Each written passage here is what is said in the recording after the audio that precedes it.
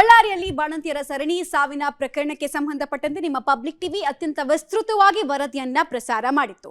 ನಮ್ಮ ವರದಿಯ ಬೆನ್ನಲ್ಲೇ ರಾಜ್ಯ ಸರ್ಕಾರ ಎಚ್ಚೆತ್ತುಕೊಂಡಿದೆ.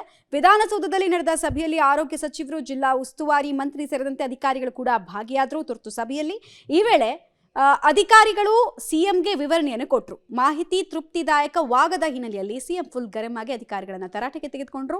ಸಭೆ ಬಳಿಕ ಮಾತನಾಡಿದ ಸಿಎಂ, ರಿಂಗ್ ಲ್ಯಾಕ್ಟೆಡ್ ದ್ರಾವಣದ ಮೇಲೆ ಶಂಕೆ ಇದೆ, ಅಂದ್ರೆ ಅದು IV ಫ್ಲೂಯಿಡ್.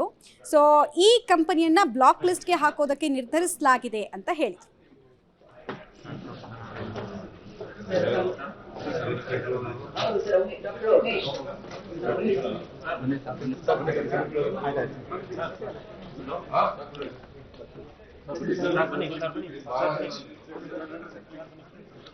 ನವೆಂಬರ್ ತಿಂಗಳಲ್ಲಿ ಅಂದ್ರೆ ಈ ತಿಂಗಳಲ್ಲಿ 4 ಜನ ಗರ್ಭಿಣಿಯರು ಪ್ರಾಣ ಕಳ್ಕೊಂಡಿದ್ದಾರೆ.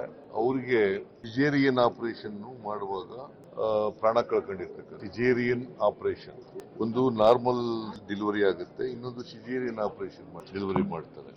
ಇದು ಸಿಜೇರಿಯನ್ ಆಪರೇಷನ್ ಆಪರೇಟ್ ಮಾಡಿ ಮಗು ತೆಗೆಯೋದು ಇದನ್ನು ಮಾಡಿದ್ದಾರೆ.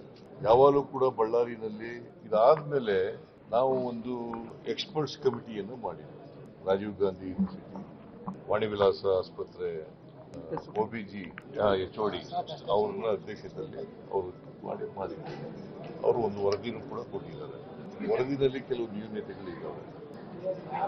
ಅದಕ್ಕೆ ಇಲ್ಲಿ ಈ ಇಡೀ ಪ್ರಕರಣದಲ್ಲಿ ರಿಂಗರ್ ಲ್ಯಾಕ್ಟೇಟ್ ಸಪ್ಲೈ ಮಾಡಿದಾರಲ್ಲ, ಅದು ಸಾಮಾನ್ಯವಾಗಿ ಎಲ್ಲ ಮಹಿಳೆಯರಿಗೂ ಕೊಡ್ತಾರೆ. ಆಪರೇಷನ್ ಮಾಡ್ತಕ್ಕಂಥ ಎಲ್ಲ ಎಲ್ರಿಗೂ ಕೂಡ ಕೊಡ್ತಾರೆ ರಿಂಗರ್ ಲ್ಯಾಕ್ಟೇಟ್.